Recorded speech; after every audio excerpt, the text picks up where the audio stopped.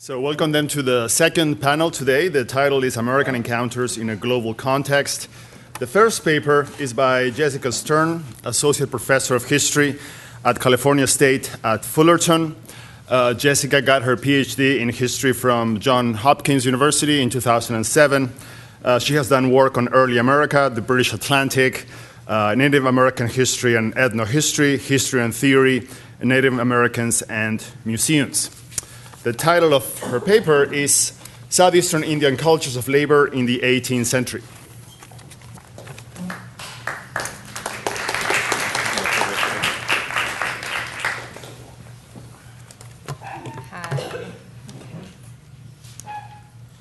So the object I'm going to be talking about today are two pieces of kersey produced in Godalming, England.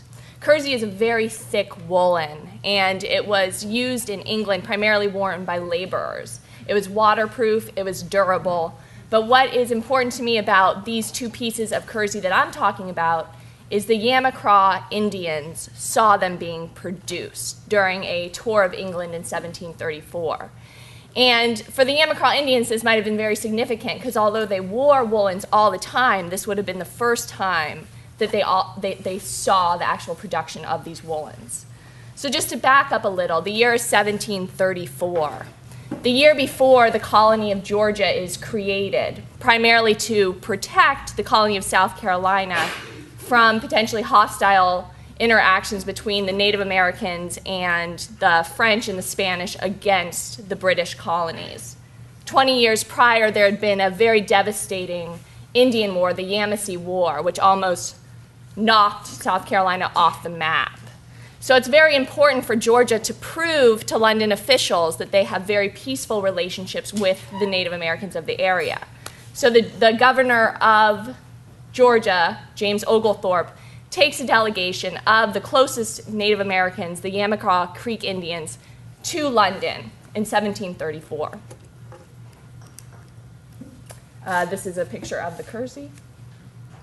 It's a sample of kersey. The actual kersey pieces do not exist anymore. So officials in London want to wow as much as they can this Yamacraw Creek delegation. So they take them to balls, they take them to plays, they give them tours of churches, they give them tours of architectural marvels.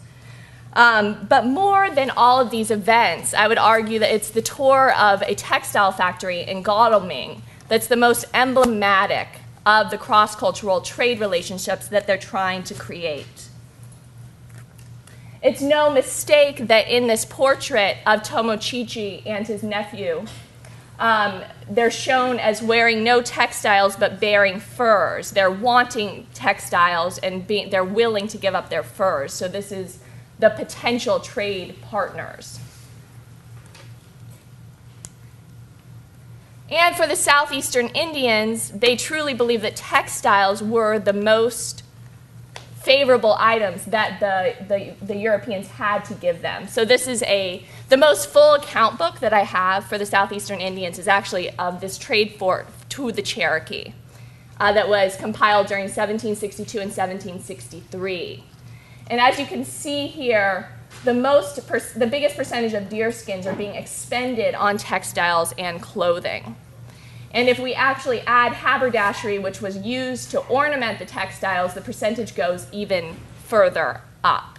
And I have strong reason to believe that the Creek Indians too had these same purchasing patterns, although the evidence is less systematic than this account book.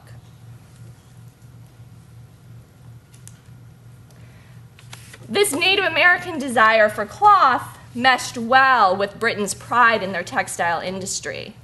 This broadside, created in 1690 to praise the industry of Britain, emphasizes the activities associated with woolen production more than any other industry. And from the earliest episodes of exploration, the British are using their technological and industrial expertise to argue for a right to colonization. One historian, James Axtell, writes, "The white man's power in Native America was his technological superiority." So it's very significant to the British that they're able to show these visiting Yamacraws how industrially complex their textile manufacturing is. And as I said earlier, one would think that this would be very significant for the Yamacraw Indians too. What I'm shocked about is that Tomochichi could not have cared less about this tour, and nor could he have cared less about this gift of Godalming cloth.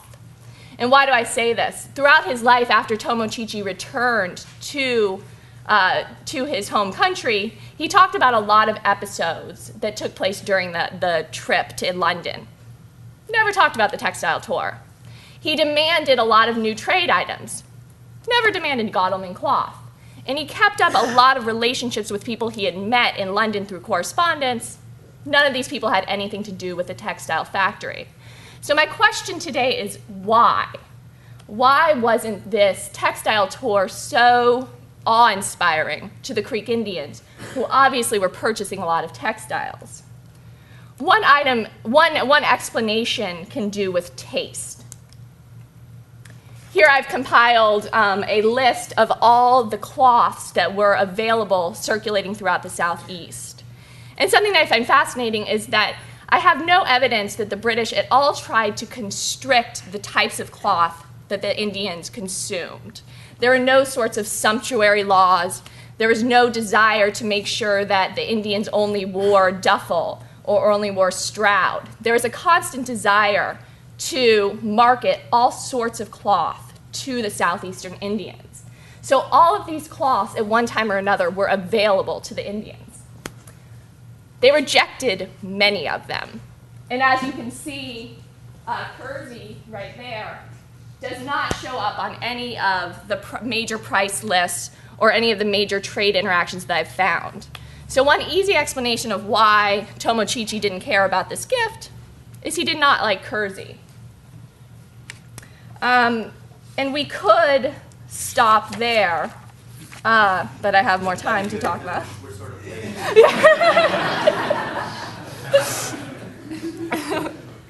But if you'll indulge me, I want to try to make a more complicated argument that Tomochichi could have accepted the cloth as a gift. He could have accepted the cloth as commemorating this very awesome event, commemorating all the labor and industry that England presented through this gift. But he didn't, and I want to argue for the rest of this talk that he didn't because the Creek Indians had a culture where they were able to downplay labor and instead upplay distribution. I'm guided by anthropologist David Graeber's question. What if one tried to create a theory of value starting from the assumption that what is ultimately being evaluated are not things, but actions? So I've led us through an analysis of the evaluation of things, arguing that Kerseys just were not valued as things. But now I want to ask, were the actions behind Kersey making? Perhaps they were not being valued. And here I'm also using, indirectly, Marilyn Strathern's concepts in her book, Gender in the Gift, a book so complex that then anthropologist Alfred Gell went through and diagrammed her theory using these diagrams. And even that's so complex that I could only get through the first 2 or 3 diagrams. But I found those very helpful, and so I'll lead you through these. So the first diagram, we just have a very simple equation where the female capacity and the male capacity join together and create a product. And thus this product is seen, the identity of this product is seen as the cumulative labor of these two parties. But what you see happening in the second diagram is that all the labor of A, B, and C is being eclipsed, hidden by a donor who's presenting the object, in this case a pig.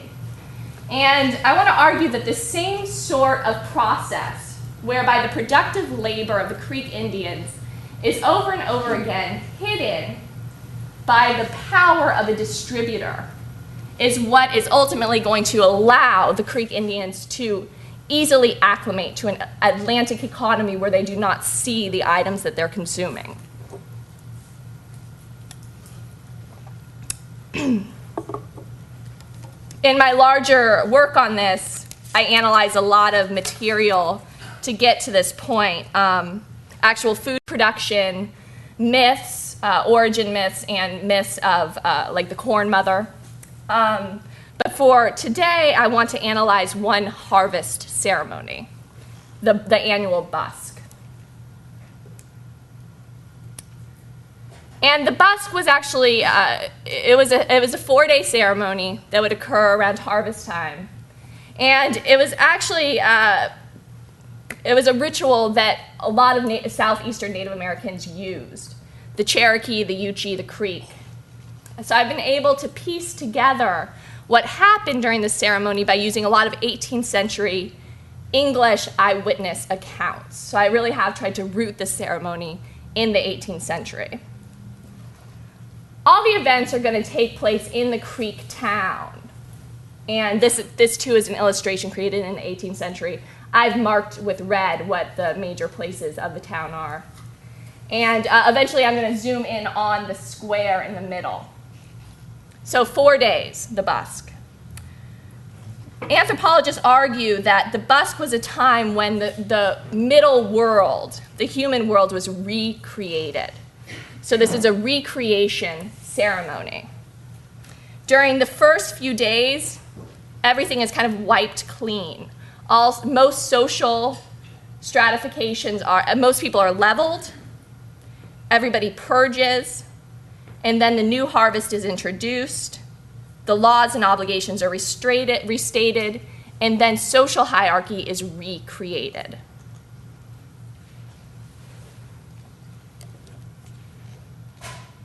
Even though most social categories are wiped clean, there are some that structure the busk. The primary actors in the busk are men, women, medicine men, and beloved women. Most of my British 18th century observers are very quick to notice that there's a really strict gender division. The women are not allowed in that central square. The women stay in their homes and produce the food, whereas the men are in the central square. I want to argue, however, that what my 18th century observers, English observers, are missing is that it's really the stages of production and consumption that are structuring this ceremony. So men are primarily the consumers of the feast. Women are the producers and disposers. But what makes me think this isn't directly about gender is the fact I have two categories that are able to go between the square and the town, breaking these kind of strict gender rules. And these are the medicine man, which act as producer, distributor, and consumer, and the beloved woman, who is the distributor and transporter. So what does this actually look like? I've diagrammed in other places every day what goes on in the movements, but I'm just going to show you a few slides of what occurs during the days of the busk.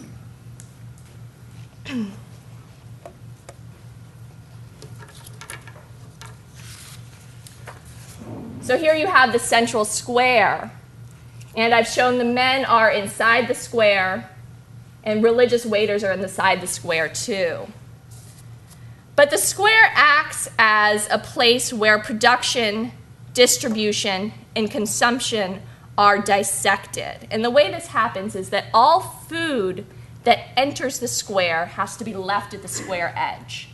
So the women produce the food, leave it at the square edge, and then a religious waiter picks up the food and distributes it. Every single item that enters the square goes through this. So you have a process whereby the producers and consumers are kept separate from each other. So consumers are not seeing who's producing the food, and producers are not seeing who is consuming the food. And so this is opening up, I would say, a comfort with being divided from the production of what you're consuming, right? and going back to the bigger picture, how this is going to relate to Atlantic world trade, this potentially could lead to a comfort of consuming items that are produced all the way in England. If consumption and production aren't necessarily the major things that are giving an item its personality, I would argue that distribution is. So as I said before, there are two ways that society's hierarchies are manipulated.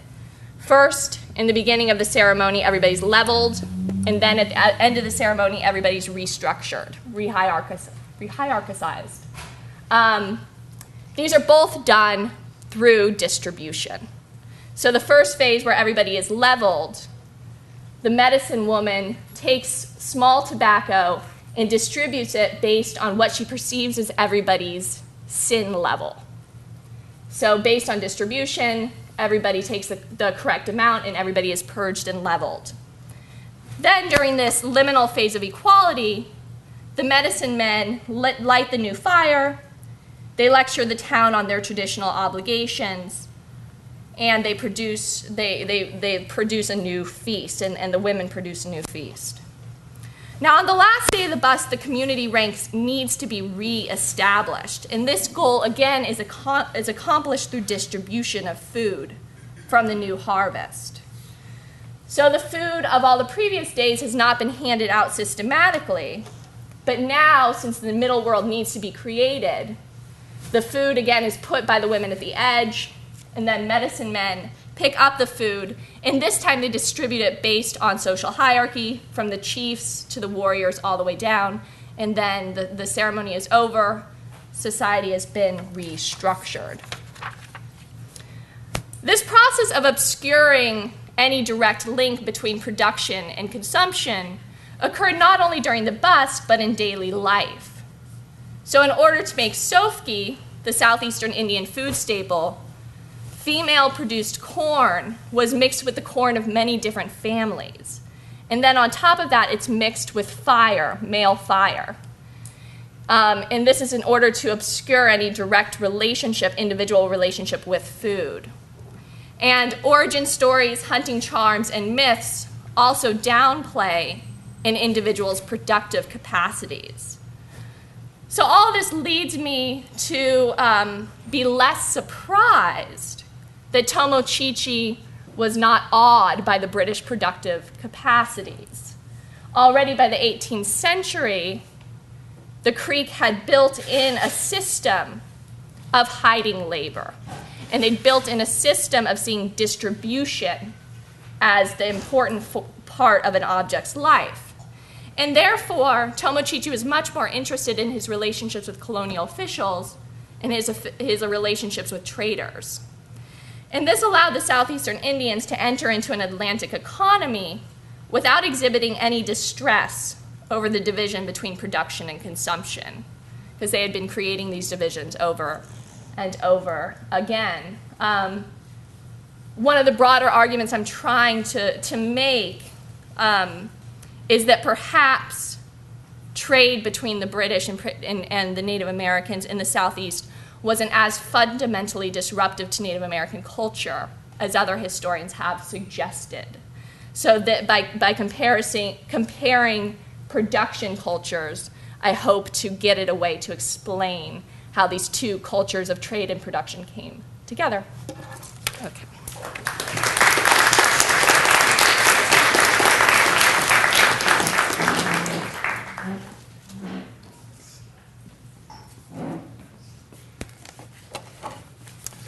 The next paper is by Kim Bouchen from French Hispanic Studies here at UBC. The title of the paper is American Barbecue.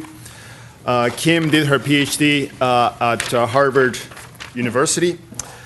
She's currently completing a book, manuscript provisionally entitled, the title is in Spanish, I will translate it as Peripheral Visions, the Marginalized Cultures in the Latin American Narrative. She's also preparing a co-edited volume with Alessandra Santos entitled The Utopian Impulse in Latin America. She has done research on the cultural hybridity, the relationship between human rights and literature, and the legacy of colonialism in contemporary Latin American literature and culture.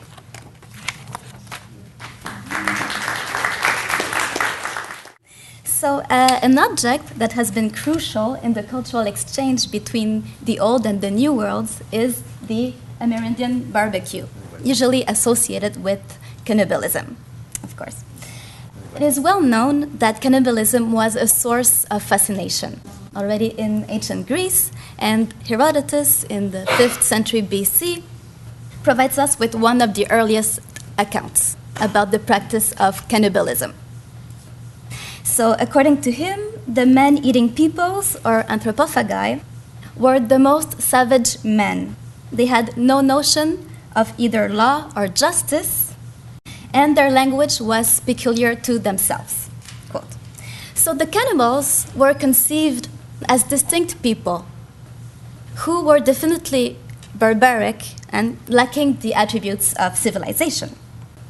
And as you know, the list of authors in the Middle Ages and, well, Antiquity and Middle Ages that were captivated by cannibalism is endless. So we have Homer, Aristotle, Ptolemy, St. Augustine, Isidore of Seville, and Marco Polo, and I have an illustration of Marco Polo's book.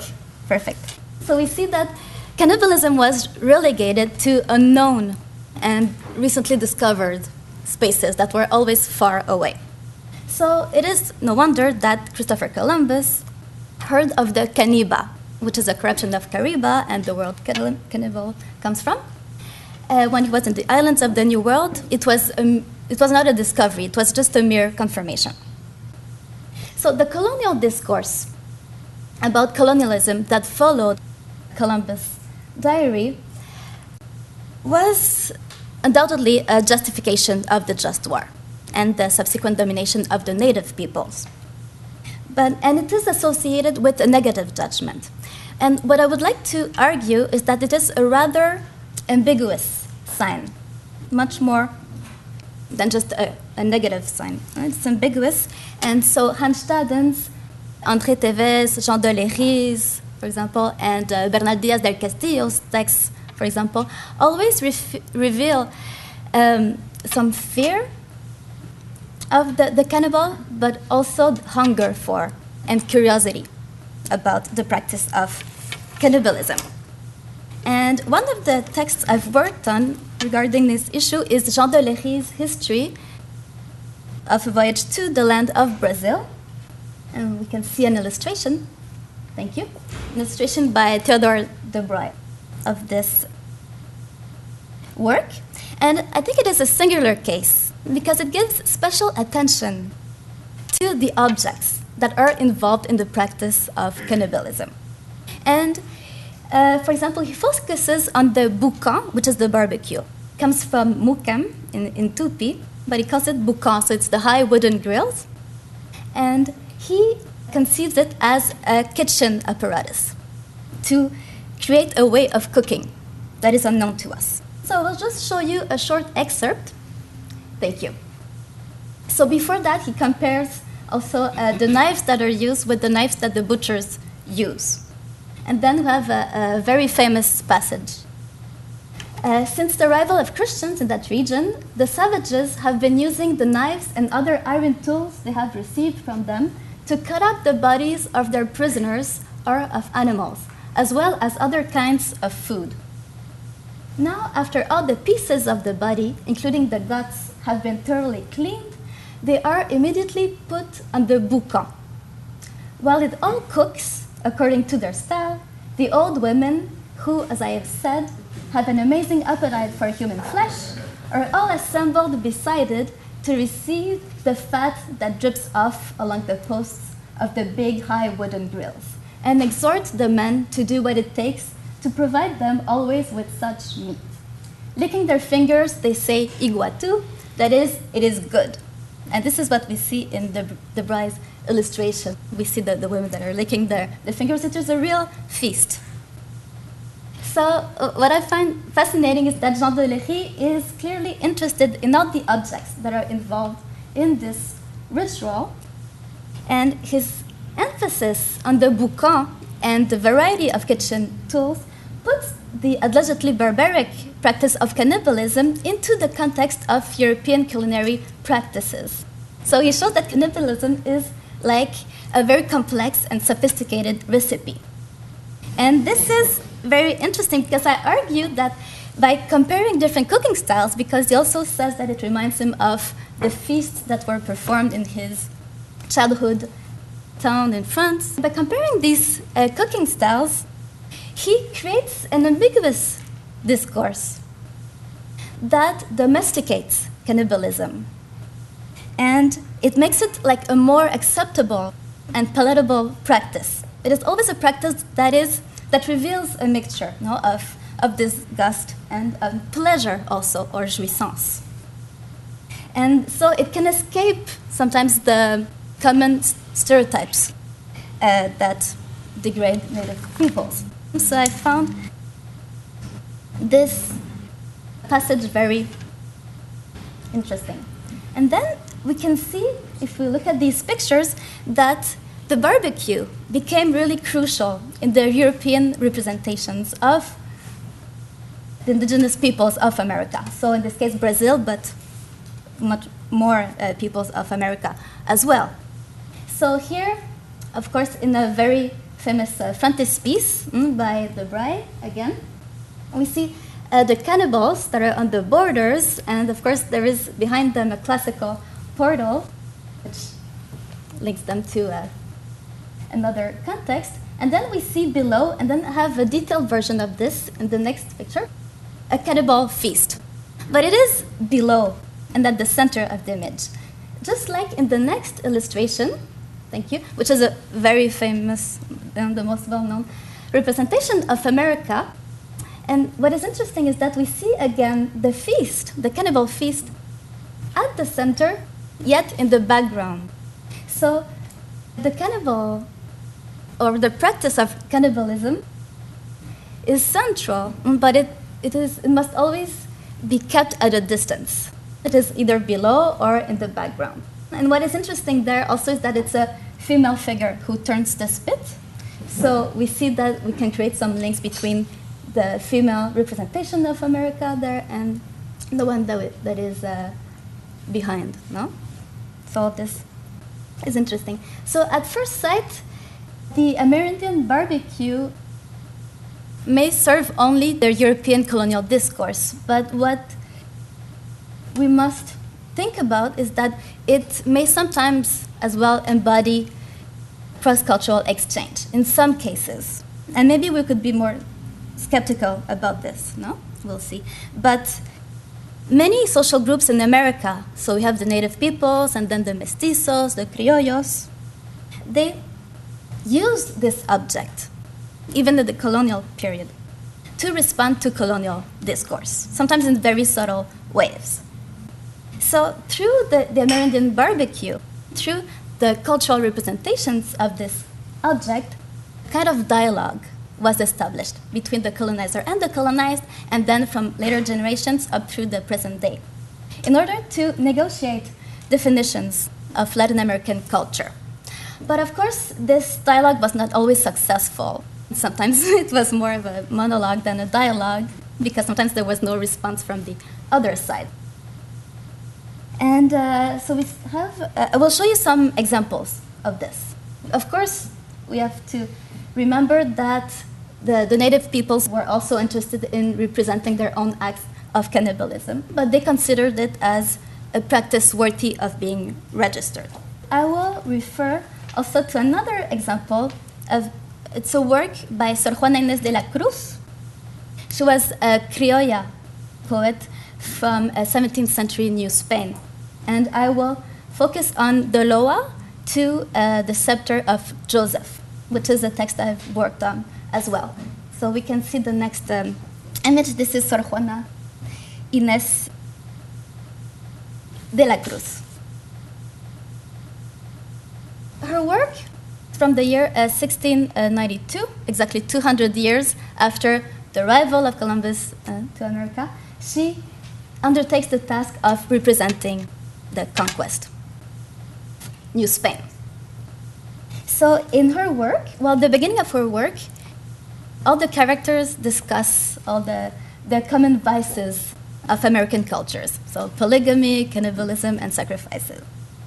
And then idolatry, who is the allegorical representation of maybe the American peoples, she makes her entrance dressed up as an exotic Indian woman, covered with feathers, of course. And she criticizes the violence that was used during the conquest, which is very interesting. And there is a quote. She clarifies that it's part of a religious ritual. But what she also explains is that it is el plato más sabroso. Human flesh is the tastiest dish. Among the foods, sacrificed meat is the tastiest dish for making life long for all those who eat it. So we see, like in Larry's text, that cannibalism is also associated with pleasure, no? Carnal pleasure. So in response to idolatry's explanation, fate forces her to accept a kind of transaction. So she must replace cannibalism with the mystery of transubstantiation. So we have the next quote. She says, "So I will place on the altars a holocaust so pure, a victim so exquisite, an offering so supreme, not one who would be just human, but also divine, and one who would not only serve to calm, but also to satisfy the deity completely." So the transaction is simple. No, the act remains the same, but the human object must be replaced with the divine object. And so, in the end, idolatry accepts this proposal, and everybody is happy in the end, of course. No? But interestingly, this uncanny parallelism, no, between cannibalism and the Eucharist is what the Catholics were attacked for during the wars of religion, of course. And we can see the same ambivalent process in Sor Juana's work. Because on the one side, we have a vindication of Aztec rituals and of the difference of American culture. But on the other hand, we also see an erasure of this difference because it has to be subsumed in the rhetoric of empire and in the meta-history of Christianity. So we can see that it is much more ambiguous than it seems to be at first sight. And as Carlos Jauregui argues, Sor Juana, she tries to negotiate both local and imperial interests with the metropolis. So these are a few examples from the colonial period that show a kind of exchange of ideas, a very ambivalent exchanges. But there is no doubt that this dialogue, which is always full of tensions, and frictions, it continues until today. And there are very interesting works that rework and reinterpret these famous colonial works and representations of cannibalism. So later authors from the 17th to the 21st century, including Domingo Faustino Sarmiento, José G. Alencar, José Martí, Enrique Rodó, Fernández Retamar, Luis Pales Matos, Osvaldo Andrade, and Juan Terranova, they all recur to the stereotype, to the colonial stereotype of cannibalism, alluding sometimes implicitly or explicitly to the barbecue. And the most famous example, of course, is the Manifesto Anthropófago, but it refers only, implicitly to the barbecue.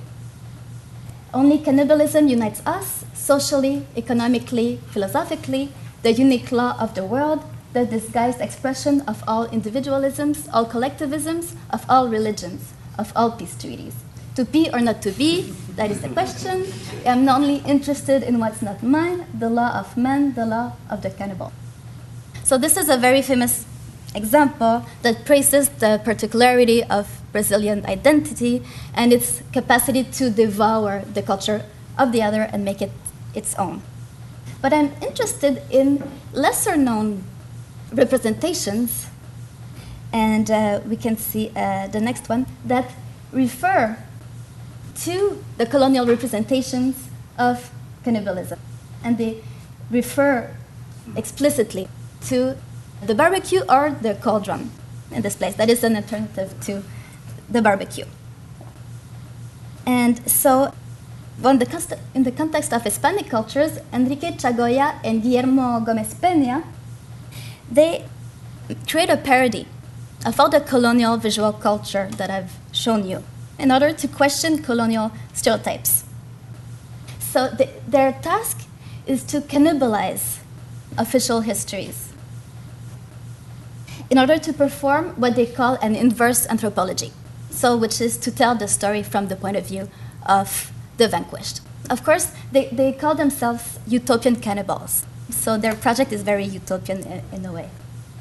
So here, in this work of art, Chagoya includes Peter Wilson, who was the governor of California from 1991 to 1999, and who was very famous for his anti-immigrant opinions, such as barring, I don't know if you remember him, such as barring undocumented immigrants from public education. And this is, in itself, a double act of cannibalism, because this is a reworking of, and you can show maybe the next picture, of Theodore de Bruy's illustration that is itself a reworking of Hanstaden's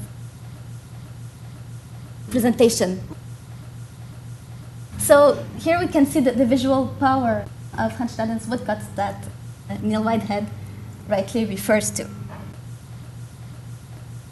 Okay, perfect, thank you. So we can go back to the previous, yeah, exactly, perfect. So we see a reworking, a kind of exchange, as I was saying.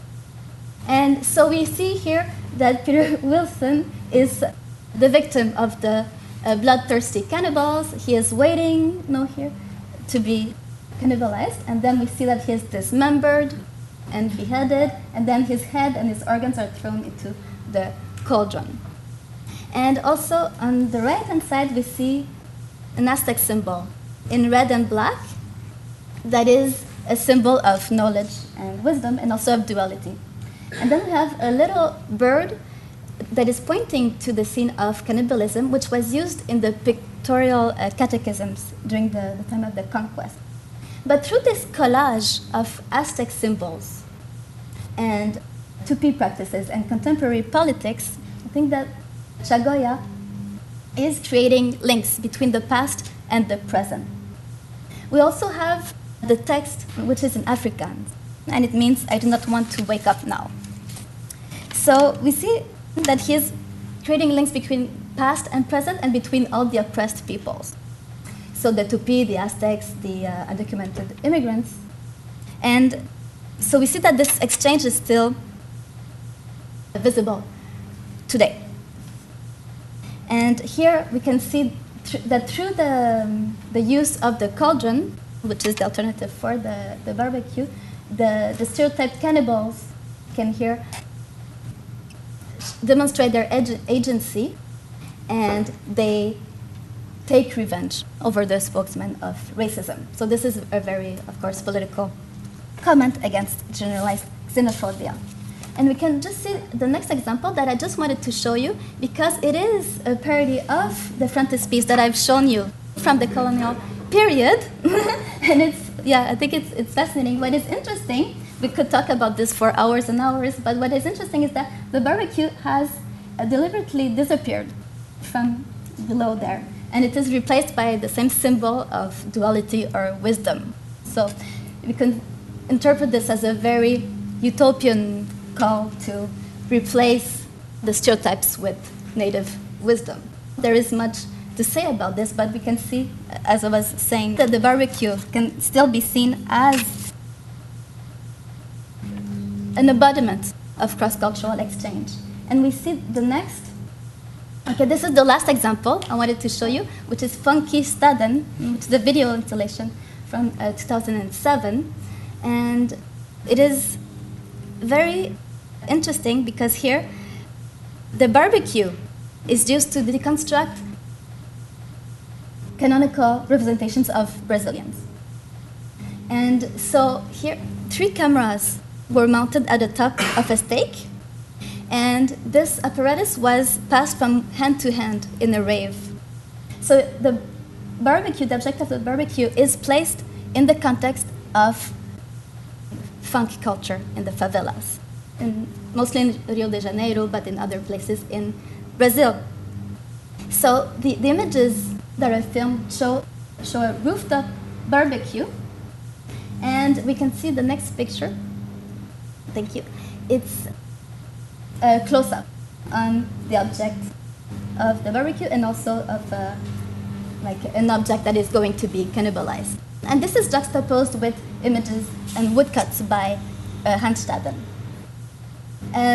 So here, what we see is that the video installation puts into question the stereotype of cannibalism, but by appropriating and exaggerating it and by making fun of it. So, and it shows also that the favela dwellers are now the new cannibals, no? The people who are allegedly the new barbaric or savage people. So what I wanted to show you through these examples is that all the representations and cultural uses of the barbecue are always a site of negotiation from the 15th or 16th century to nowadays. And it is a site of negotiation to create and contest representations of Latin American culture. And on the theoretical level, the Amerindian barbecue is, of course, very productive for many reasons. As I've shown through the example of Jean de Léry's text, it reveals the ambivalence of colonial discourse. So through the European representation of the object of the barbecue, we see a kind of oscillation between attraction and repulsion, and it is an oscillation that provokes an instability and undermines the authority of colonial discourse, as Homi Bhabha would argue. But this is, of course, a bit debatable because I don't think it completely undermines all the authority of colonial discourse. We have seen also that, of course, it reminds us that transatlantic encounters were not only one-sided impositions of stereotypes, but also reciprocal exchanges. I've shown you examples from the 16th century to nowadays, but of course this, as I was saying, this exchange was not always successful. No, there are gaps also, and it is interesting to pay attention to these gaps and lack of communication. And so in the sense, it is also interesting to consider the barbecue as an example of objects that are always in motion. So it's interesting to think about objects and that rather than relegating them, right, to fixed stereotypical discourses, we can see them as objects that are always moving or always on the move, so they can be displaced and misplaced as well, and generating different interpretations, of course, depending on the context in which they were appropriated. So as Sylvia Spita argues in her book Misplaced Objects, when things move, things change. This is a very basic principle, but we've seen that by moving from one text to the other, from one illustration to the other, and from one culture to the other, the barbecue has made things change in the sense that it allowed Latin Americans, native peoples, mestizos, criollos, etc., to define a culture of their own, and which sometimes modified the Europeans' perception of the culture of the other. Not always, of course. And finally, it is important to keep in mind, that a subject may be cannibalized by its own object. So, as we have seen from the passage from Larry's text, there is the author may have had an initial feeling, or reaction of fear and disgust, but he was then cannibalized by the object in a way, just like a man concentrating before a work of art is absorbed by it, as Walter Benjamin puts it. So when an object has a hold on the subject, it may cannibalize it, and the relationship between object and subject may change. So to conclude, the American barbecue embodies what it represents. It may cannibalize subjects and recycle their representations in an endless, however conflicted, cross-cultural exchange. At Oxford, her Research topics include the violence and the cultural order, shamanism and sorcery, vampires, zombies and the body, cultural landscapes and development, ethnopornography, captives and castaways, and mostly focused in South America, the Caribbean, and Amazonia, and especially the Anglo-Francophone Caribbean. He's published many books and also is the editor of quite a few books. I'm just going to mention a few: Terror and Violence, Anthropological Approaches from 2005, co-edited with Andrew Strathern and Pamela Stewart. Another edited volume, In Darkness and Secrecy, The Anthropology of Assault, Sorcery, and Witchcraft in Amazonia, Histories and Historicities in Amazonia, also an edited volume, and he's the author also of monograph, Dark Shamans, Canaim and the Poetics of Violent Death. The title of the paper, is Cannibal Bodies.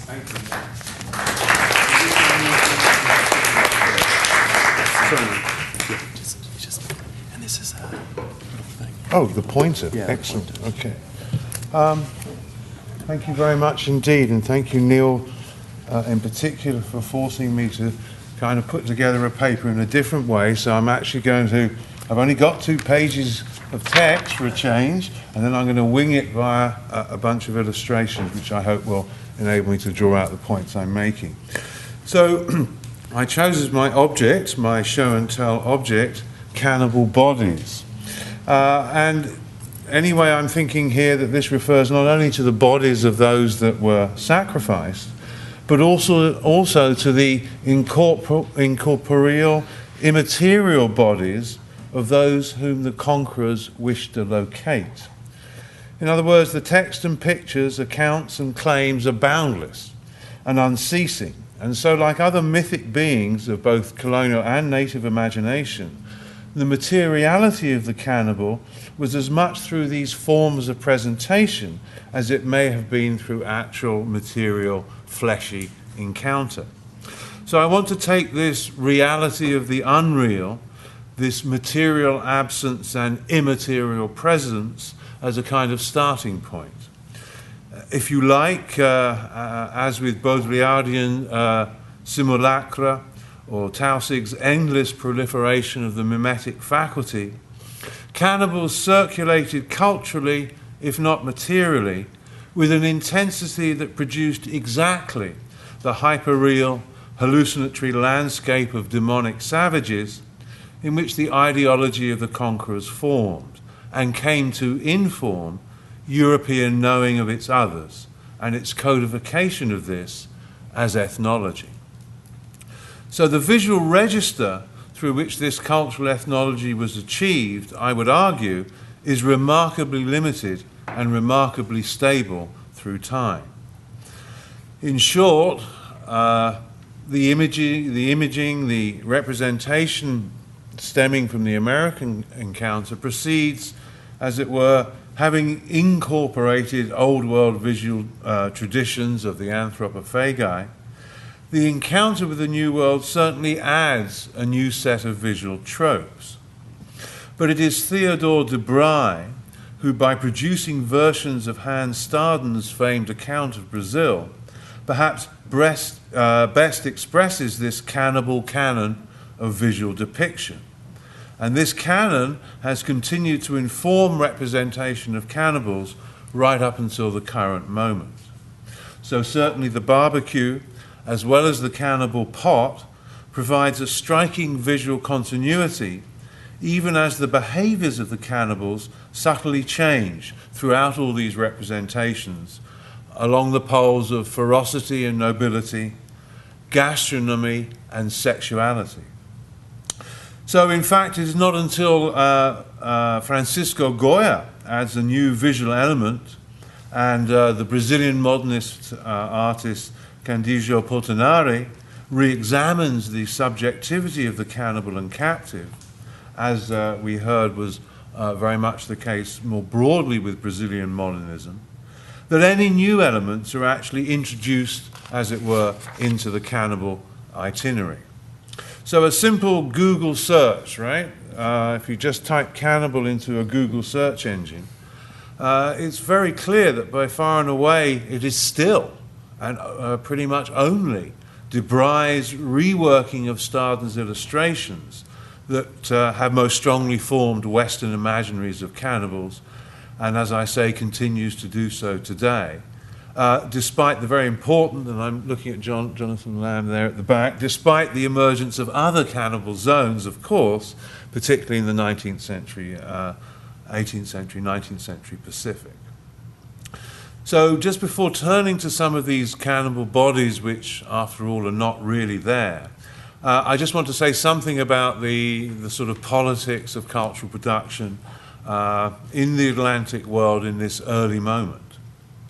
And particularly focusing once again with the originator in many ways of so many of these categories, Columbus in the Caribbean.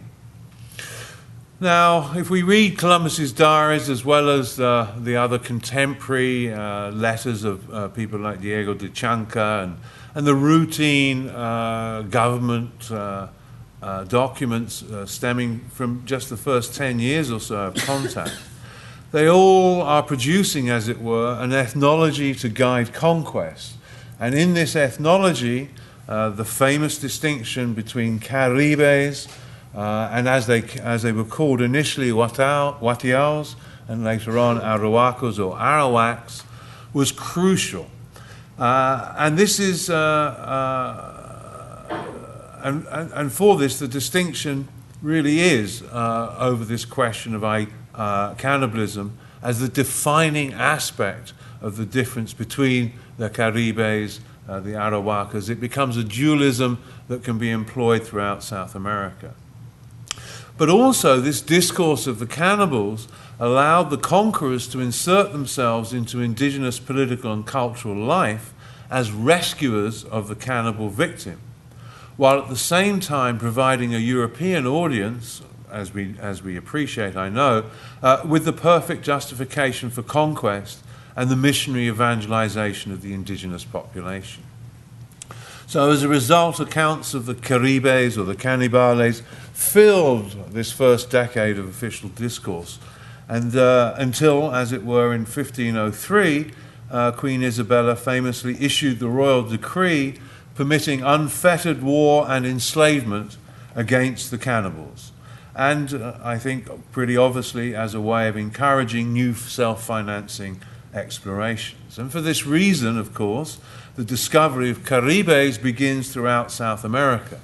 For example, Pedro Martir writes of Juan de Solis, the conquistador, or the would have been conquistador of Uruguay, who goes ashore and apparently, it's a very complex account, but anyway, the mythology is that he's hit over the head with a club and cannibalized right there. And despite his proximity to Brazil, Martir writes of the Churuas, as we come to know them, as Caribes, and gives them that kind of ethnic definition, which in fact carries this very strong political, economic, pragmatic purpose to it.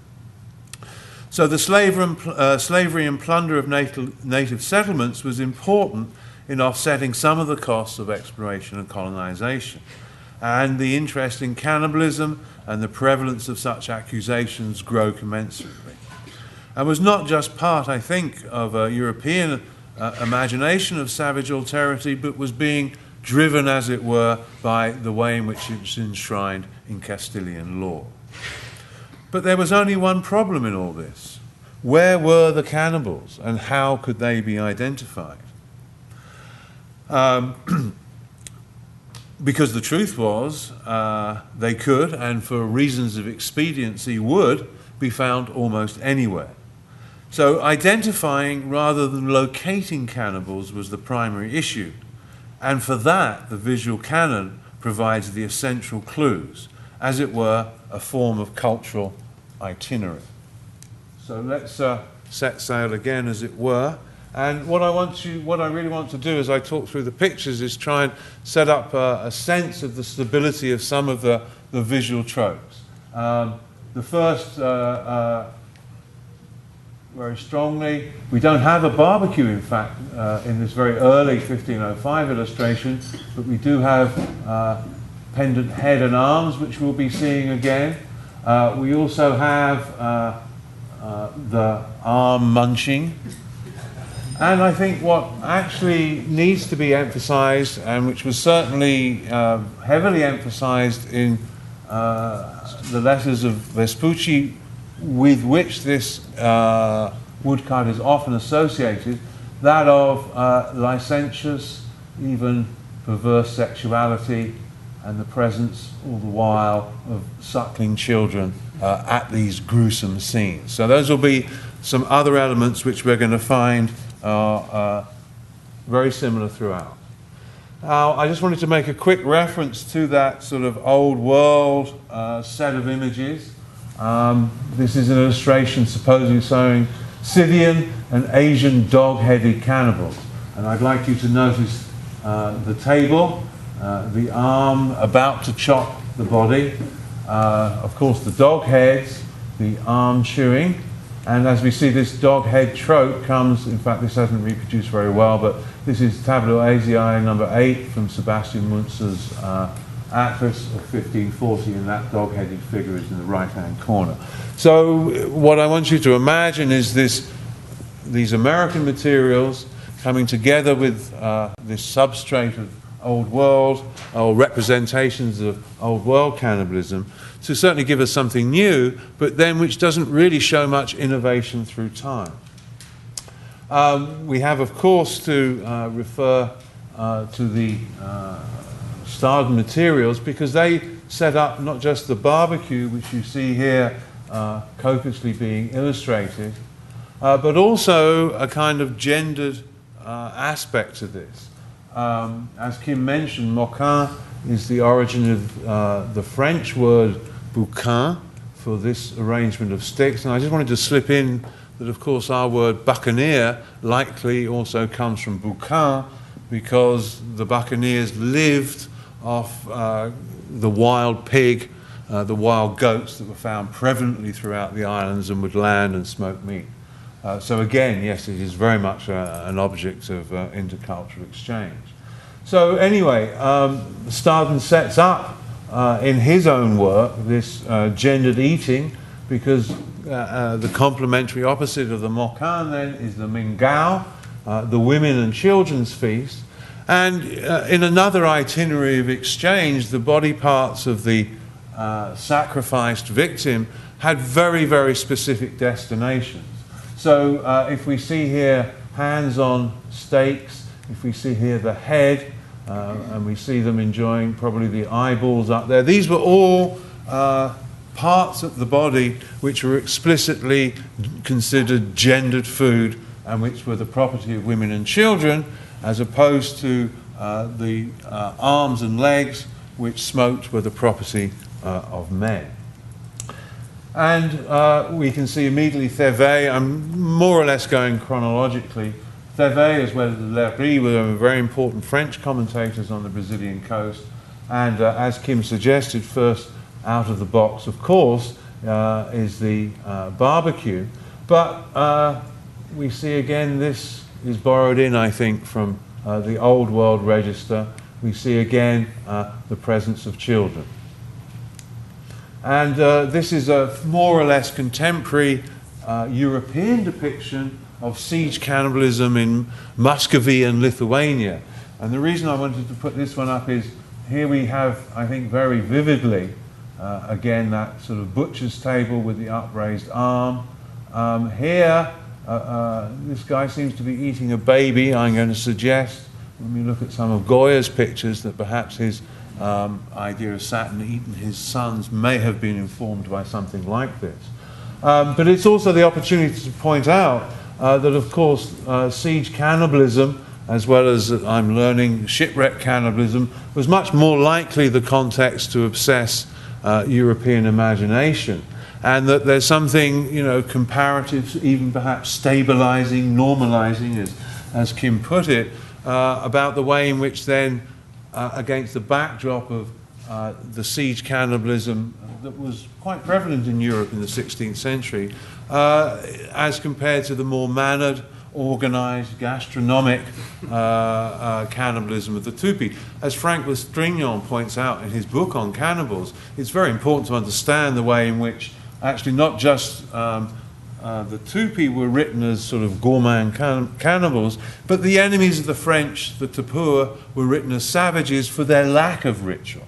So this question of the ritualization of the cannibal moment is very important, I think, in the European register, and it can be overlaid again on the Protestant Catholic distinction, because it is this question of ritual that gives you the answer whether this is barbarous violence or divine becoming for both the Tupi as well as, if you like, the Catholic. And this also is a prompt to point out that Jean de Larue, who, by providing, in a way that Staden didn't, something that's recognizable to us as a kind of ethnographic account, and who is being considered, you know, as it were, giving the liberal viewpoint on cannibalism. It's okay, it's culturally relative. But he only returned to the issue of cannibalism some sort of 20, 30 years after he was in Brazil as a result of his own experience of siege cannibalism in Sancerre. So I think it's very important to understand that Larue is writing about a youth perhaps misspent in Brazil, but the reason for writing was never his shock or horror at the encounter with the Tupi, but rather his shock and horror at the encounter he had with European cannibals during the siege of Sancerre. And as a result, cannibal bodies but no cannibals, or at least only the very small hint. There's a severed head here, but this could easily be assimilated to war. So where you might have expected someone who writes otherwise so copiously about cannibalism to have at least attempted illustration, unlike Thevet, unlike those who had no such experience, he simply does not go there. But I would suggest to you that these cannibal bodies, in a sense, are very sexual. They're very sensual in their production. So even if we haven't got acts of eating, I think we've still got that sense of the cannibal moment as a scene not just of gustatory excess, but also sexual excess, a theme which gets taken up then very heavily by Theodore de Bry. All of Theodore de Bry's illustrations are based on Staden's. They are very interesting for the reworking both of the composition as well as the distribution of elements in them. But I think you will agree that there is here a much stronger sense both of, yes, a sort of cannibal moment as one of eating, but also, you know, in the various postures, the presence of women. And in fact, I've neglected to leave out the key illustration which shows it, but the way in which he transforms the participation of women, which Staden wrote about, and he's our only source on this. He very importantly writes about the central ritual involvement of women in the cannibal moment, but this is then sort of turned into a kind of pornography by de Bry. So the sort of sense of not only a kind of categorical excess, eating your own, but also of sexual excess, really strongly informs Theodore de Bry, and I think is probably part of the reason why these illustrations, in a real sense, have, from that point of view, never been bettered since, and why they continue to be reproduced, even to the point where a lot of people now think these are Staden's own illustrations. And we can see that very strikingly in our next candidate, which is Jan van Kessel's illustration of Indians as cannibals. And here we have, of course, the barbecue, and we have the welcome return of the three arms and the head, and the butcher's block with obligatory acts. But we now have the little kids playing with the head, which was a great favourite.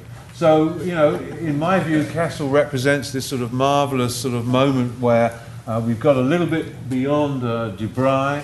We've still got those wonderful feathered skirts, but, you know, we've really moved now into a sort of world in which the representation has become the reality. I mean, we are completely detached from anything any Tupis ever did, and anything that Staden, Larue or Thevet had ever seen. Whoops.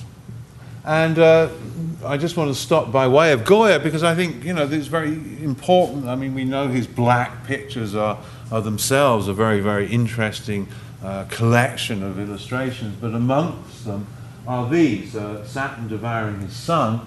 And, I'm not an art critic or an art historian, but I know what I like and I know what I can see. And I, find it very plausible to suggest that perhaps Goya is no less aware of this register than everyone else. But he does introduce a new element, which I'm going to actually force you to look at another illustration, which is not going to be so amenable, but this anally impaled on a spike. So this actually is an element which gets added into this itinerary of the exchange with cannibals more lately, and I'd like to lay it at the door of Francisco Goya. Of course, we cannot avoid the South Seas, and really, what I'm missing out in terms of time, we're now in 1909, I swear I've looked and I cannot find.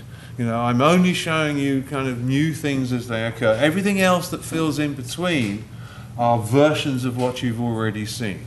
It's a kind of, like a pop quiz. I dare you, I sort of double dare you to find something that in some way does not partake of those original elements, which is not either, these newer ones I'm going to show you. And this one from the South Seas actually, really does bring something new. I've entitled it Cooking Long Pig because it is said that the flesh of white people was referred to as tasting like long pig. And very authentically, of course, there is no barbecue. We're not in America anymore. Actually, they're doing exactly what would be done in New Guinea in the South Seas when you're cooking pigs, and that is you'd have a sort of pit barbecue, right? So they'll dig a pit in the ground, fill it with hot stones, put in the flesh, and cover it with leaves. So that's exactly what they're doing here, only of course they're not doing it here. This is without doubt a faked, a staged picture for Wilfred Walker to cheer up his otherwise rather dull wanderings amongst Southeast savages, porno in the Philippines. Best thing about it. And this is a highly circulating image. I think I went somewhere and, to buy it, although you can find it on the Project Gutenberg, but this one is sort of up for sale by Corbis or some photographic agency. So, just referring to the itinerary of exchange, in which exchange isn't for nothing. I mean, as someone else was saying earlier, there's real money to be made. You were saying, Ben, real money to be made in these kinds of images. But I do want to also notice what I think is a very important new element, right? And these are two examples of the work of Candido Portinari. He actually, there was going to be a new edition in English of Hans Staden, and some 20, 30 years ago. And Portinari was asked to, as it were, do the illustrations. They weren't going to try and reproduce the 50 woodcuts or so, which were in Staden's original. And I think this is, extremely interesting for all the reasons we heard about, the way in which anthropophagia played into Brazilian imagining of their own modernity. And here we have, then, the results of a reworking of that visual canon by a Brazilian modernist. Of course, because it was meant to be for an edition of Staden, we're going to find the same elements. So I just want to call your attention to some of the ways in which, at least to me, they seem to rework what's already in Staden and take it in a direction that adds a new port of call to our itineraries of exchange. And firstly, the cannibal pot is very evident, right? In this battle between barbecues and pots, they want to kind of speak up for the cannibal pot and its association with women. But there's quite clearly, this is a conquistador. We can tell from his sort of, the ruff and probably the body plate of armour. But this is a very collective scene, and what I'd like to suggest is that for Portinari, the subjectivity of the cannibal and the captive becomes increasingly isolated from the social world. So this guy who once again, forever unzipping that guy from the spine side, which makes it such a interesting anatomical picture, very much what you'd expect, not what you'd expect When you gut large animals, you do it from the front, otherwise as a hunter from the back. That's a very interesting way to show that, and it means something. I can't talk about that now. But he's now a solitary figure, as is the eater, as is the remnants itself. It's a different kind of dissolution and dismemberment that's going on, or at least that's the argument that I'd certainly like people to think about with regard to Portinari's reimagining of the subjectivity of the cannibal and captive. And of course there's João Oliveira's wonderful graphic novel version of Hans Staden's tale, alongside the two movies that have been made in the last 20 years. The 76 Como era gustasse mia francesa, of course, plays off the fact that Hans Staden's suddenly a French guy. But it's a very interesting film for the way it uses that to kind of critique the Brazilian military at that point. We don't need to get into that. And there's a very recent one, 2001, which is a very sort of faithful re-representation of that story. And then this is 2005. So make no mistake, as Kim already suggested, this isn't even, back in Andrade's day.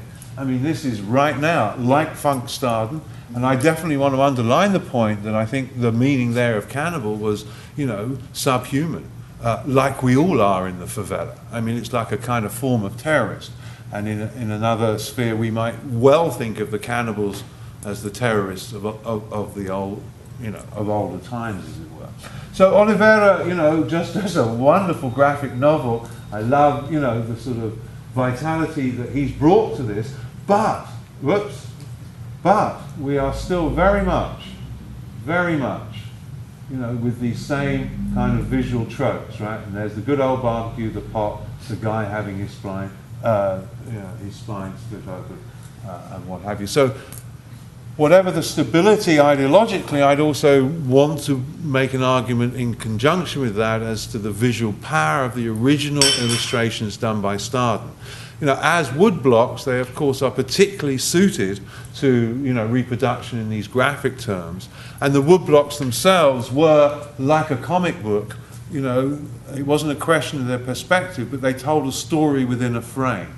So there was something, dare I say, modern already about those illustrations, which may be another reason why they continue, it's so hard to surpass them. Because not only do they bring to the depiction this experience of 9 months of captivity, but they also, in a very real sense, in a sort of art sense, are very powerful for the way in which they manage to capture so much with, as it were, so little. I must be getting close to time, so I just wanted to show you there is actually a map, all right? So if you want to go on a cannibal tour, here we go, by Dr. Frau Umlauf from the 1870s, but here's the global cannibal itinerary of exchange. I don't know why the Tibetans are getting such bad press here, but as you'll see, we, apart from where we've been largely in South America, this is the 1870s, and the whole Iroquois and Lakota complex is being still imagined as a cannibal zone. Of course, West Africa, the Congo, the South Seas. And as I say, I think this is a hangover from a Herodotan, sort of the margins. I don't know really who's up here. This is kind of, not even Lithuania, but somewhere in the Siberian steppes they must be. But like I say, I mean, I really don't know why the Tibetans, if anyone can suggest why that would be in the 1870s. But there we have it. A absolute, except for that, I should have probably gone on and drawn you some lines so that we could sort of follow the route. But it's very much, I think it is very important to realise that there is this sort of cartographic rendering then of an itinerary of exchange on which one may, as it were, encounter cannibals. But I do want to say two things. There are also bodies, right, that were very material and were very much material in a certain itinerary of exchange. So my concern was not to, as it were, focus on the New World, talk about those cannibal bodies, and forget, the very real bodies that were packed into slave ships, and against whom the violence was done that, to me, seems to, completely negate anything the Tupi may have done. And I think one of the reasons why we are, or there was, or is this fascination with that savage cannibal moment is precisely to occlude our own violence. And I said to Neil, I maybe wouldn't show you, but okay, let's go for it. And I also, there have, of course, been more sensationalist depictions. But, the reason here is there's Goya, eating Saturn, and here is the anal impalement. This is an Italian movie which, is up there now with stardom, because some of the stills from this film are like truly gross. So you're lucky that I'm not going to do any more, but I am going to show you the album art for Cannibal Corpse. And my excuse is that once again it reproduces now, okay, in a different way, but we're still with the cannibal moment as a scene of not only gastronomic but sexual excess. So we have, the butcher's block here, but we have, a very explicit sexualization of the whole kind of cannibalized motif. And I think with this kind of illustration, we're actually seeing a metamorphosis of the cannibal into the zombie. And I think, when we think of the various zombie films and works that are out now, what's very important about zombies is their flesh eating. And I think this is sort of, if you like, closed, finished, and summated my own itinerary of exchange with those cannibals who you've got to love. Oh, no, we'll forget that. Thank you very much.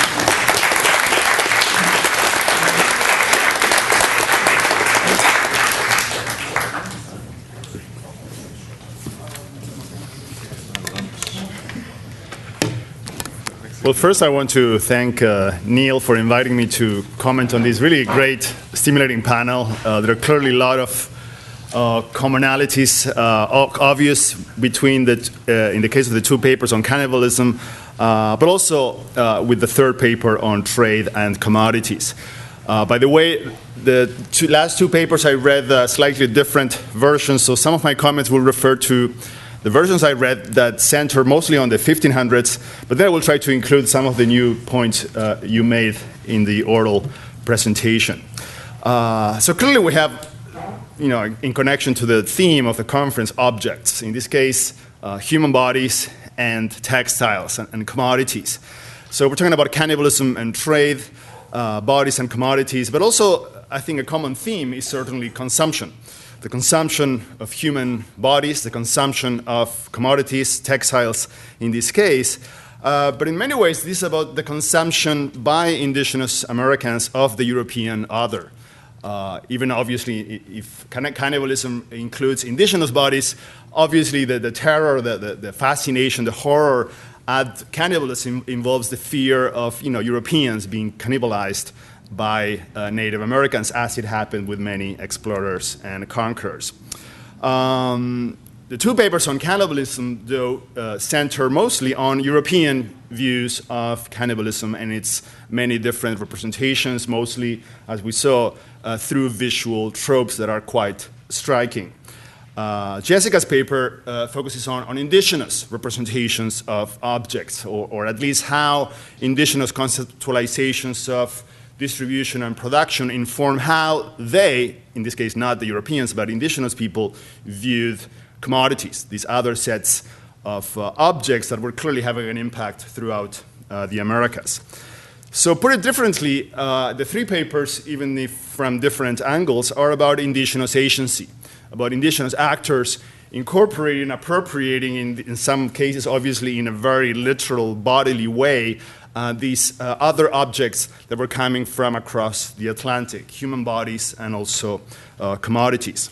So that's kind of one of the main themes that I think tie all these different papers together: appropriation, indigenous agency, and incorporation. Now I'm going to refer to the two papers on cannibalism that clearly are in dialogue with each other and complement each other in so many very rich ways. And we can see in a way in the two papers this tension, this dialectic between othering, extreme othering, obviously cannibalism as the epitome of this ultimate savagery embodied in the Americas. But on the other hand, especially as Kim emphasizes, also some striking forms of ambivalence and ambiguity in which this fascination and horror led to a fascination that in some instances kind of tends to humanize these cannibals. In the case of Neil's piece, and especially in the written version I read, but also we saw that in the oral presentation, the power of visual tropes. Obviously, these are very striking images, and some of the points he makes, especially in the written version, is how this is an early modernist emphasis on visual tropes, to the point that, as he shows in that piece, in some cases the images tend to obscure or subsume what is part of the written texts that these images are supposed to complement. So in a way, what we remember today is not so much what was written about those practices back in the 1500s, but these images that, as Neil showed, especially in the oral presentation, these images are very much alive with us today, 5 centuries later. And also how there's as he points out in the written version, that this is part of also almost an epistemological trope of authority. The fact that we see images means that there was an observer there. There was someone there who documented those actions that then we see visually, and that gives us the impression that there was something real about what happened there. Someone must have watched those horrific events. Kim's piece follows, as I said, a slightly different approach, showing how, paradoxically, even though cannibalism seems to epitomize, the horror of the ultimate savagery, in emphasizing the cooking techniques, the ritual, the very elaborate ways in which Native Americans prepared this meal, and drawing so many parallels between European cooking techniques and how these observers said, yeah, by the way, this is the way peasants in France also prepare like their pigs or beef, and how, therefore, there's a tendency to center not so much on, again, the horrific nature of these practices, but on culinary pleasures, just the pleasure that humans across the globe feel when eating something tasty. So here we get into these paradoxically, this other trope that, as she puts it, kind of humanizes cannibalism, basically saying, well, after all, these people are like us. They like to have a good meal, and then they're particularly fond of these elaborate cooking rituals. Then, obviously, in the oral version, we have how also these tropes of cannibalism are totally resignified and politicized in very different ways, like in the Cannibal Manifesto in Brazil, this cannibalism becoming a metaphor for something else, a metaphor for appropriation, incorporation, hybridity, mestizaje, and so many other things. Jessica's article obviously is not about cannibalism, but again, it is about the incorporation, appropriation by Native Americans of objects, in this case, commodities and textiles. And I think she follows a very important path, which is to try to show how, Native Americans, drawing upon their own rituals, mythology, and practices, try to incorporate these commodities coming from elsewhere, and in doing so, shatter European assumptions about the importance of industrial production.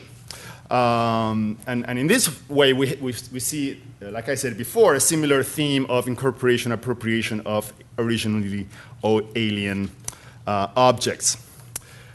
And here I'm going to begin posing some questions in general that I was thinking of just today, listening to the presentations, but also in the last couple of days in reading the articles.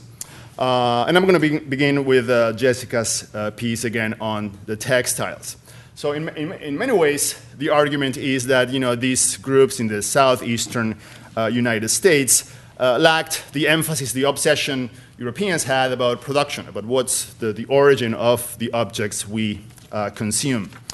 But my question was how, and the opening anecdotes are indeed fascinating. These people being toured in England, the English assuming that they will be totally in awe and shocked at the power of British industry, and these people apparently seem to be indifferent to basically a British industrial might.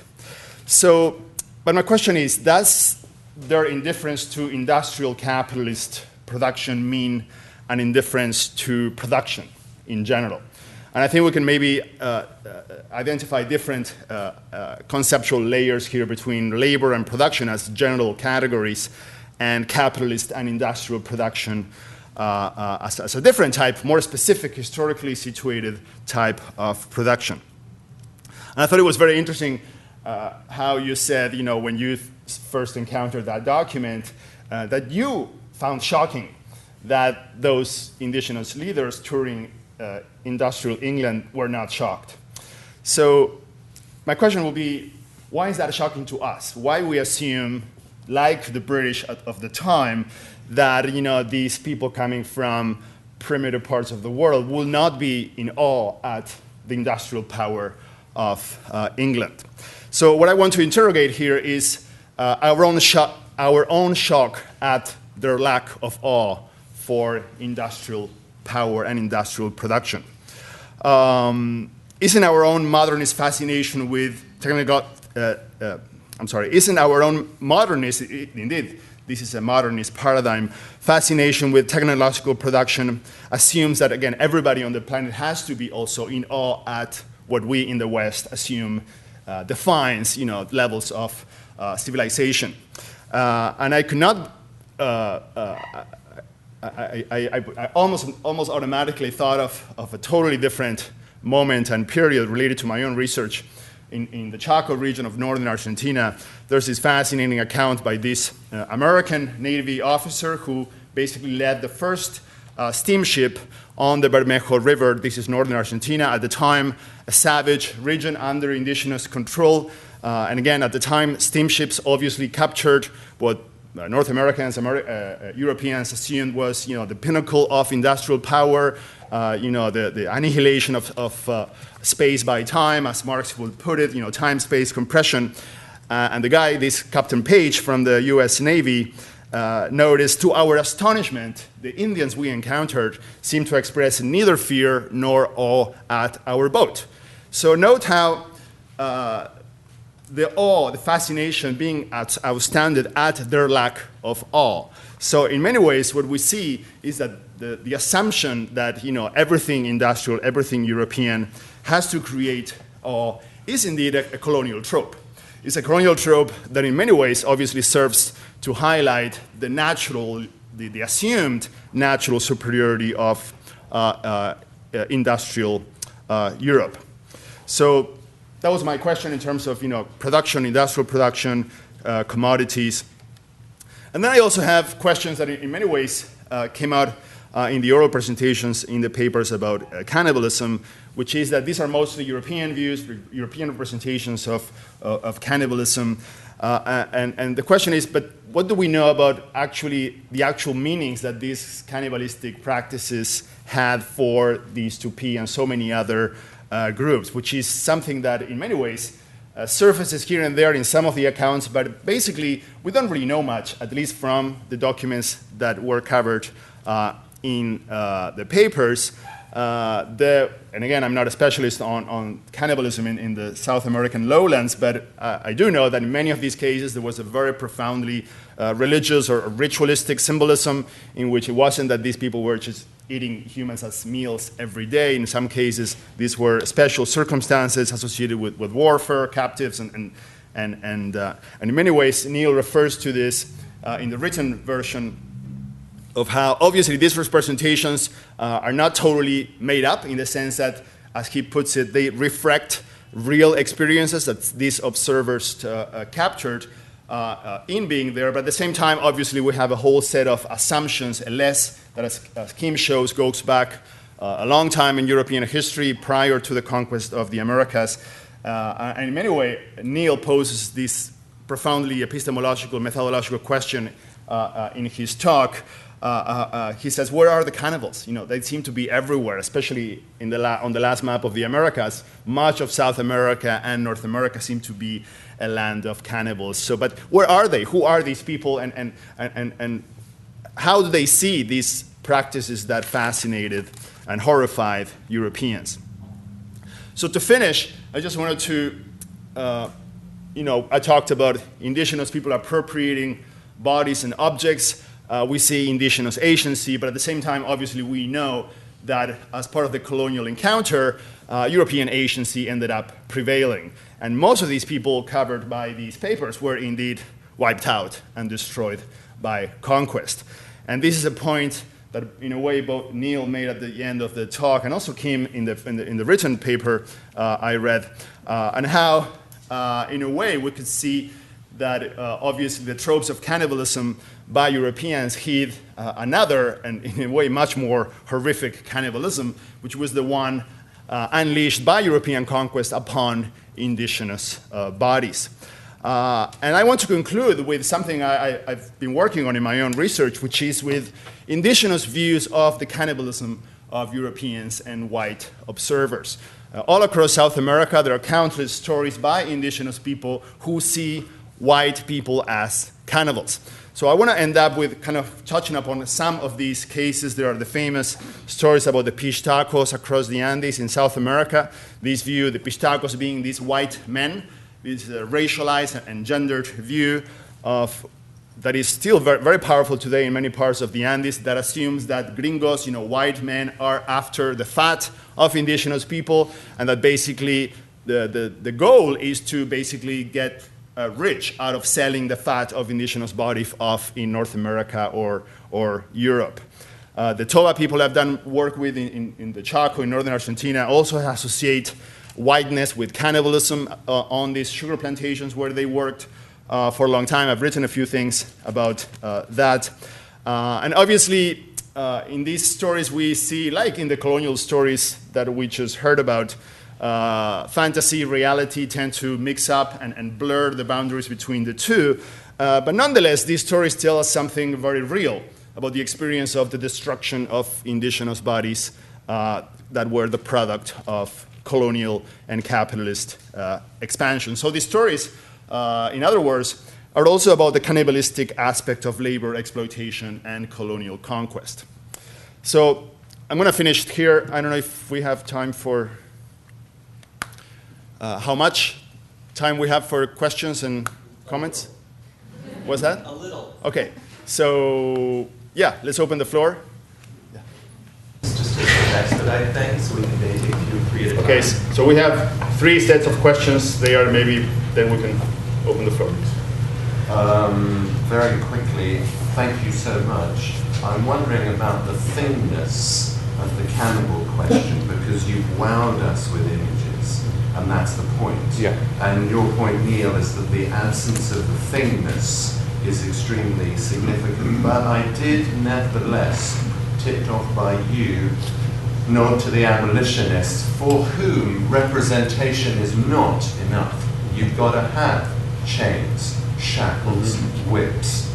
So the artifacts will come in the late 18th century. But I did wonder whether if one looked in a cabinet of curiosities, or dare I say an anatomical collection in the 16th or the 17th or the 18th century, one wouldn't find artifacts or body parts that were particularly curious because they were said to derive from cannibal experience. Or perhaps maybe one doesn't find that in a cabinet of curiosity because that's bad taste, and as we all know, cannibalism is a matter of taste. Do you want me to respond? Yeah. Yeah, I mean, sorry. absolutely. I mean, I think... Yeah, we're supposed to. Oh, So okay. let's allow some other Yeah. questions to percolate. Yeah. We have then the 3 questions there, and then we can. So I just want to say something about Tibet. One theory would be sky burial. Yeah. Yeah, that's got to be part of it for me. But I've been working on indigenous people in Britain as well, and this question of why aren't they more surprised? How do we think about that when they just seem to be very bland about it all? Yeah. And so I really want to follow on what Gaston said about we need to critically examine our own surprise, their lack of surprise. And I wondered if one way to get at that would be to think about, we ask how could they possibly have made sense out of these textiles? Could we not also be asking, how could the English possibly have made sense out of deer skins? Yeah. And they don't know where these things are being constructed and caught, and killed, and all that. So could we be asking parallel questions, and could that get us to something more interesting? Mm-hmm. Actually, my question follows along similar lines, and it has to do with, it's in 2 parts. The first part of my question is, when Tomochichi? Yeah. When correct. Tomochichi and his son are given the tour of Britain, of England, are they shown any other manufacturing or craft processes beyond the textile? No, okay. And then the second part of my question is, could the lack of interest in the Kerseys themselves, not just how they're made, could it have to do with, say, really heavy woolens being not terribly suitable for the Southeast? Mm-hmm. And then to follow up on that, was there any sort of proportional more interest in, say, cotton for it to be the, okay. That's basically it.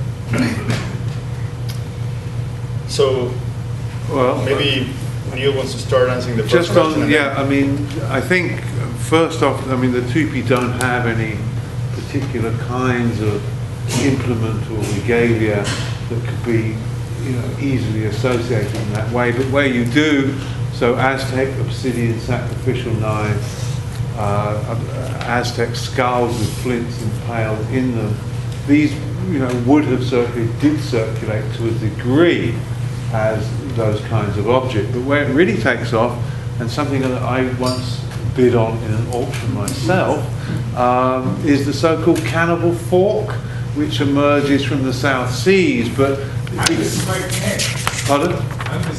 Well, I was going to also mention, the other thing is shrunken heads in South America, or the smoked head. So I agree, this is something where there isn't much material until a certain point. Nothing tangible can rush in to fill that gap. So the excessive visual production seems to me somewhat to be, kind of correlated with the actual, the complete absence of all that's going on in those terms. And just to answer, what you asked, I mean, I would quickly say there is no such thing as cannibalism for the Tupi. It's not what we think of or call cannibalism. It's something else. So we really actually have to engage that alterity. And the way I write it is, let's look at the Eucharist, and we are much closer to understanding what's going on, that it's a divine becoming, and it's never eating, because let's do the math, right? 3 allied villages, not very many at a feast. There's at least 1,000 people. There are maybe 2 sacrificed. But no one's eating anything in any kind of gustatory sense. The best, and there are even accounts of people, of it being taken into the mouth, then spat out. So we have a lot to do in terms of filling in those subjectivities. Beth Conkling's work on the Wari, on contemporary funerary cannibalism can begin to help us with that. But, what we call Tupi cannibalism is not about eating, and I want to put it in those terms so that we start thinking about something else, because that's the assimilation that's been forcibly made. Okay, that's my bit. Thank you. Go ahead, sir. Yeah, okay, just about this, just to finish the conversation, to answer your question and Gaston's question as well. I think that it's true, we know very little.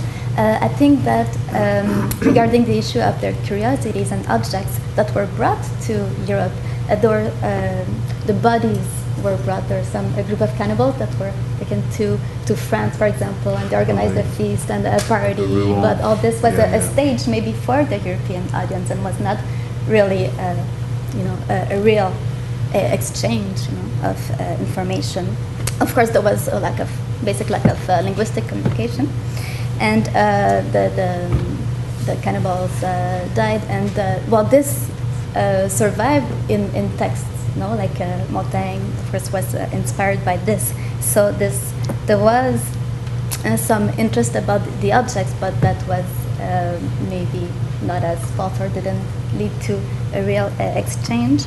And one of the problems is that it's true that the native representation is missing.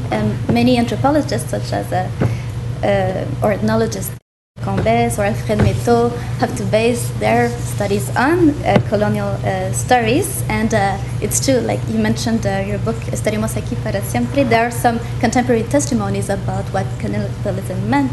And there is also this controversy that was generated by Arendt a few years ago about really if there were some cannibals or not. And what is interesting is that there were different types of cannibalism, and anthropophagy can be conceived also when in the context of the 2P culture as a way to incorporate the positive qualities of the other. But this has become also a stereotype, but I think these are fundamental questions that we have to think about. Okay. Just to start responding to this question of where I began, or is this kind of a fair way to structure my story?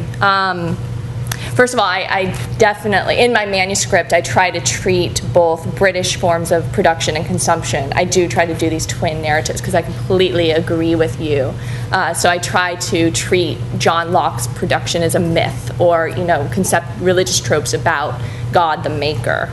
But I did actually worry when I wrote this, am I setting up a straw man by starting with this story? Am I adopting the British view of what should be important? So I am cognizant of that. I'm just not sure another way to structure it. So I'd be really excited to talk to you both about another way to structure the story. But what became important to me is that looking at the life of commodities, because I think particularly in early American studies, there's a freeze frame on the point of exchange. Was this given as a gift? Was this given as a commodity? Instead of looking at the life. So I do want to look at production, exchange, and then consumption, but perhaps I need to complicate the production part, or how I get at that. Okay. Thanks. Should we I think for the sake of time, if you guys would agree, if everybody who has anything to say, is there a question, just going to say it, and then we'll continue the conversation over lunch. Otherwise, it would be very, very dangerously off schedule. We're already slightly dangerously off schedule. So please. I guess it's about and Winona LaDuke, who most of you who live in North America should know. She talks about, in a very brief way what colonialism is about, right? And she said just to split the world. Colonialism, and it's the digestion of one country by another. And I think that, to me, is a lesson in itself in the way of what you have presented. Thank you. Right.